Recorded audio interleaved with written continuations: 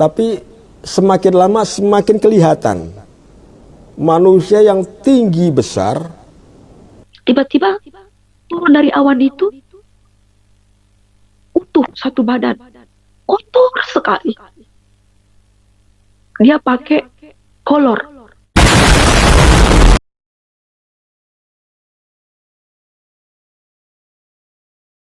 Assalamualaikum warahmatullahi wabarakatuh. Oke teman-temanku sekalian, selamat datang dan jumpa kembali di channel YouTube Islam News TV. Semoga teman-temanku sekalian selalu dalam lindungan Allah Subhanahu wa taala dan dalam keadaan sehat walafiat. Amin amin Allahumma amin.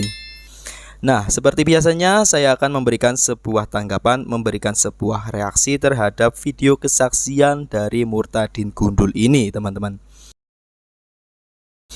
Bapak Gundul ini mengaku sebagai seorang murtadin dan dulunya adalah mantan Islam yang taat dan Islam yang fanatik. Pasti bahasa taat dan fanatik selalu digunakan oleh para murtadin seperti Bapak Gundul ini ya teman-teman.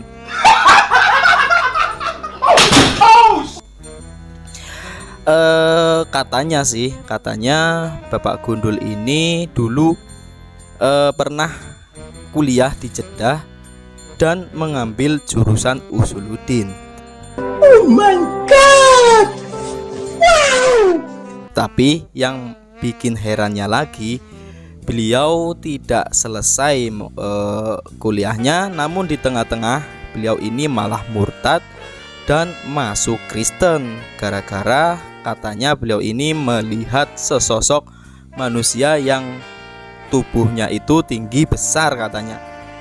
Nah, tak usah lama-lama lagi ya teman-teman, langsung saja kita simak bersama yuk videonya. Bisa diceritakan Pak, seperti apa masa kecil Bapak? Ya, kami dibesarkan di keluarga yang sangat fanatik, ya, yang sangat fanatik dalam kehidupan keberagamaan. Saking fanatiknya kami harus melakukan ibadah sesuai dengan waktu-waktu yang sudah ditentukan saat itu. Bukan hanya ibadah harian. Nah, kami juga harus melakukan puasa 1 bulan full, itu harus, karena itu wajib bagi orang yang mampu. Nah, Sebentar. Puasa wajib 30 hari 1 bulan full, kira-kira itu puasa Ramadan atau puasa apa ya? Atau Bapak ini cuma ngada-ada ya coba? Nah, itu kami lakukan waktu itu. Nah, didikan keras keluarga orang tua saya saat itu begitu luar biasa. Itu masa kecil saya, sehingga akhirnya waktu untuk bermain itu agak kurang karena kami memang keluarga ini tidak boleh banyak main di luar dan kami harus lebih banyak di rumah, lebih banyak berkomunikasi dengan keluarga, terutama kehidupan keberagamaan. Nah, itu masa kecil saya waktu itu. Jombang ini di Jawa Timur ya Pak? Jombang di Jawa Timur, ya, identik dengan kota 1000 pesantren. Karena banyak sekali pesantren. Jadi Bapak Joko ini, oh iya, beliau ini bernama Bapak Joko ya teman-teman. Jadi Bapak Joko lahir di Jombang, yang kata beliau itu Jombang adalah kota 1000 pesantren. Oke, di keluarga Bapak anak berapa? Saya anak ketiga dari 5 bersaudara. Oh, 5 bersaudara ya? Dan waktu itu Bapak dan Ibu profesinya sebagai apa? Waktu itu kalau ibu sebagai ibu rumah tangga, kalau bapak sebagai aparat pemerintah gitu ya. Pemerintah ya. Oke. Artinya kehidupan masa kecil dididik dengan disiplin ya Pak ya. Dengan disiplin yang tinggi. Dan juga dididik dengan nilai-nilai keagamaan yang juga yang tinggi, kuat ya Pak ya. Kuat sekali. Lalu Bapak sekolah SD, SMP di Jombang juga? Saya sekolah SD di Jakarta sudah. Oh, pindah? Karena saya lahir di Jombang. Besar di Jakarta. Oh, besar di Jakarta. Jadi saya SD, bukan hanya SD, dari TK, SD, SMP, dan SMA saya di Jakarta. Setelah itu, ya itu, jadi saya besar di Jakarta. Saya di Jakarta, tinggal di Jakarta Timur. Oh, oke. Ya. Tinggal di Polonia ya. Kalau mungkin kalau Orang-orang yang tahu Jakarta Timur pasti tahu La Polonia itu. Bukan Polonia Medan, bukan. Bukan di Jadi Jawa Polonia Timur. Jakarta Timur. Jakarta Timur ya Pak ya. Ya. Suatu saat Bapak diberi kesempatan untuk belajar di Arab. Ya, Itu seperti apa ceritanya Pak? saat itu kan memang setelah lulus SMA saya sempat menganggur beberapa lama itu, ya. Sangat lama saya nganggur waktu itu. Ya, saya ini akhirnya orang tua mengambil keputusan. Ya sudah kalau gitu daripada saya di Jakarta ini saya hanya belajar agama dari di Jakarta gitu ya. Itu kayaknya kurang greget. Orang tua tuh maunya tuh saya tuh belajar agama tapi yang benar-benar punya nilai tambah. Akhirnya tahun 94 saya dikirim ke salah satu universitas di kota Jeddah saat itu, di King Abdul Aziz University di kota Jeddah. Wow, keren nih ya teman-teman. Pasti fanatiknya sampai ke ubun-ubun nih, sampai beliau ini gundul seperti Pak Oga. Nah, saya berangkat ke sana dengan modal dasar bahasa Arab yang kurang bagus, dan akhirnya di sana saya beberapa bulan, ya puji Tuhan saya mulai bisa berkomunikasi bahasa Arab Dengan lancar. Dan akhirnya saya ikut ujian masuk di salah satu universitas itu. Saya mengambil program diploma 3. Jadi hanya 3 tahun, 6 semester. Nah, saya mulai belajar. Pokok belajar apa, bidang studinya apa? Bidang studinya adalah perbandingan agama. Oh, perbandingan agama. Jadi Fakultas Usuluddin ya kalau dibilang. Jadi perbandingan agama. Di situ saya mempelajari beberapa agama, terutama tentang Yahudi, Kristen, Islam. Nah, kami mempelajari itu. Tapi yang kami pelajari adalah sesuai dengan kacamata saya saat itu, kacamata iman saya. Saat itu iman yang lama ya, kacamata iman yang lama saya. Itu terus kami pelajari. Kami pelajari itu semua sampai akhirnya satu titik waktu itu. 94, 95 ya. 94, 95 masuk ke semester keempat. Nah, 96 mau masuk ke semester 5, ada satu peristiwa yang sampai detik ini saya tidak pernah lupakan, peristiwa yang sungguh luar biasa buat saya saat itu. Saat itu saya tinggal di salah satu kamar apartemen di Jalan Fasaliyah 1. Waktu itu berseberangan dengan konsulat Filipina. Persis berseberangan dengan konsulat Filipina, di mana apartemen yang saya tinggal waktu itu. Saya waktu itu tinggal di lantai 3. Nah, peristiwa itu adalah malam yang luar biasa itu, di mana saya malam itu sedang membaca buku, baca buku, karena saya hobi baca, saya baca buku. Saya merasakan ada sesuatu yang lewat. Saya pikir ini hanya perasaan. Pertama saya lihat kok nggak ada, hanya perasaan. Padahal Bapak di kamar. Saya di kamar. Oke. Nah, akhirnya kedua kali terjadi peristiwa itu, seperti ada orang lagi yang lewat. Saya lihat lagi, nggak ada. Akhirnya saya bangun dari tempat duduk saya. Saya periksa semua pintu, terkunci rapat, jendela terkunci rapat.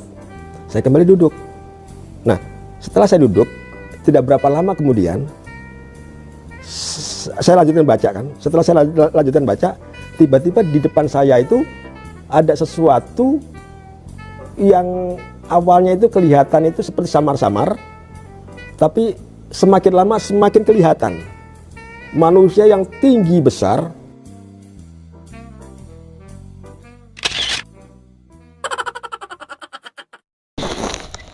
Ini dia teman-teman, awal mula alasan mengapa Bapak Gundul ini murtad. Katanya beliau didatangi sosok yang awalnya samar-samar, lalu kemudian semakin jelas sosok itu adalah membentuk manusia yang tinggi dan besar katanya teman-teman.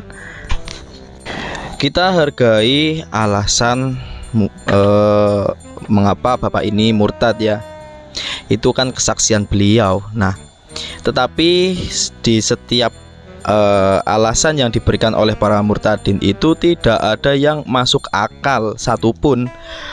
Beda halnya dengan para pendeta yang sedang menimba ilmu para mu'alaf yang tadinya adalah seorang pendeta yang sedang menimba ilmu atau mempelajari Alkitab.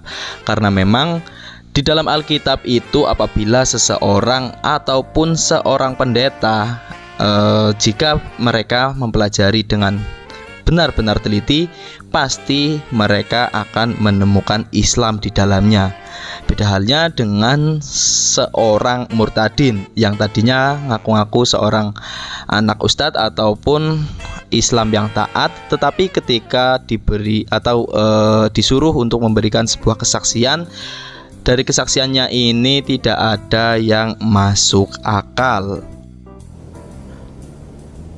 Saya di situ mulai merasa bukan takut saya sulit untuk menggambarkan.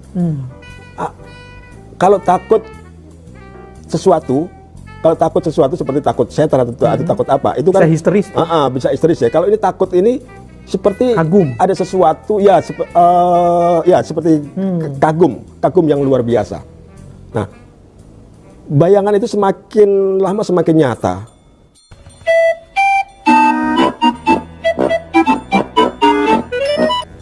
Nah, dalam kondisi saya waktu itu yang ketakutan, yang kagum luar biasa itu, ternyata orang itu tahu isi hati saya. Sehingga orang itu berkata, sebelum itu saya melihat orang itu seperti punya wibawa yang luar biasa. Punya wibawa yang luar biasa. Sehingga akhirnya membuat saya ketakutan. Bukan hanya ketakutan, tadi itu kagum yang luar biasa itu. Dan akhirnya orang itu berkata kepada saya, "Jangan takut, aku datang untuk menyelamatkanmu." Nah, siapa kamu? Coba kamu siapa? Nah, suara ini suara yang belum pernah saya dengar. Suara begitu wibawa sekali. Umumnya kalau di sana itu orang asing ngomong itu pakai bahasa Arab. Nah, saat itu dia ngomong pakai bahasa Indonesia. Bahasa yang Bapak pakai, bahasa di mana saya asli orang Indonesia. Karena wibawanya yang luar biasa waktu itu, saya sempat kaget, saya sempat luar biasa, ketakutan itu semakin menjadi-jadi. Apalagi begitu orang itu berkata, "Jangan takut, aku datang untuk menyelamatkanmu." Nah, setelah ngomong seperti itu bayangan hilang sama sekali. Hilang. Nah, setelah bayangan itu hilang, saya sempat merenung sejenak. Siapa orang itu? Dalam hati, siapa namanya? Di mana rumahnya? Oke teman-teman, jadi yang dikatakan oleh Bapak Gundul ini, beliau itu ditemui oleh sosok manusia tinggi yang berwibawa. Namun ada video dari kesaksian murtadin yang lain yang berbeda versi. Nah, kira-kira bagaimana videonya ya? Yuk kita simak bersama videonya. Saya seperti mimpi tapi tidak mimpi. Nyata sekali. Saya kok melihat awan. Tiba-tiba dari awan itu muncul kaki yang begitu kotor. Tiba-tiba turun dari awan itu utuh satu badan, kotor sekali. Dia pakai kolor. Pertanyaannya, Yesus yang mana yang benar? Yesus yang mendatangi Bapak Gundul dengan sosok manusia tinggi, kekar dan berwibawa, atau yang satunya lagi katanya kakinya kotor, tubuhnya kotor, dan dia pakai kolor. Kan gitu kan Bu ya? Nah, hingga sampai saat ini beliau ibu ini tidak sadar ya, di lubang hidungnya itu ada upil yang gede ya teman-teman. Nih teman-teman, coba kesaksian dari orang tersebut kita bandingkan dengan kesaksian yang dilakukan oleh mu'alaf ya teman-teman ya. Bayangkan di kitab suci saya ada syahadat yang saya baca tadi, Yohanes 17 ayat 3 itu. Tapi kita tidak pernah memegang itu gitu loh. Kita justru lebih memegang ajaran yang diajarkan gereja, yaitu bahwa Tuhan itu Trinitas. Tuhan itu Trinitas, Tritunggal. Ya. Dia satu bener, Esa bener, iya. Tapi dia Trinitas. Dia berkarya dalam tiga pribadi. Ada Bapa, Putra, Roh Kudus. Iya, dia benar satu, tapi dia berkarya dalam tiga pribadi. Tapi saya menolak itu. Akal dan nurani saya menolak itu. Akal dan nurani saya menolak itu. Karena kata Yesus, inilah hidup yang kekal, yaitu bahwa mereka mengenal Engkau satu-satunya Allah yang benar dan mengenal Yesus Kristus yang telah Engkau utus. Ini kesaksian dari mu'alaf. Kalau dibandingkan dengan kesaksian murtadin yang tadi, sudah pasti berbeda ya teman-teman. Sudah sangat jauh berbeda. Kesaksian dari mu'alaf itu sangat bisa diterima dan masuk akal, beda halnya dengan para murtadin. Karena yang namanya mu'alaf itu ya sudah seperti yang tadi saya katakan, apabila seseorang tersebut mempelajari Alkitab dengan benar, sudah pasti orang itu akan memilih Islam. Karena sesungguhnya yang diajarkan di dalam Alkitab itu adalah ajaran Islam, tetapi para jemaat atau murtadin ini malah menjadikan ajaran pendeta yang mereka kerjakan. Naudzubillahi min dzalik. Nah, baiklah teman-teman, demikianlah video kesaksian dari para murtadin tadi.